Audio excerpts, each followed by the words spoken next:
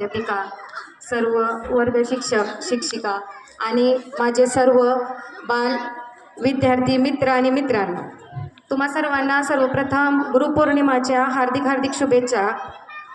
तुमच्या भाषणातून तुम्ही सारखं म्हणत होता की शिक्षक हे ईश्वर सारखे आहेत. तुम्ही मंदिरात जाता आणि मंदिरात जाऊन तुम्ही देवाला प्रार्थना करता, त्यांच्याकडून काही ना काही मागता. परंतु शाळा पण एक मंदिर आहे आणि शाळेतील शिक्षक जे आहे ते सगळे देवता आहेत. बरोबर आहे, ईश्वर सारखे आहेत.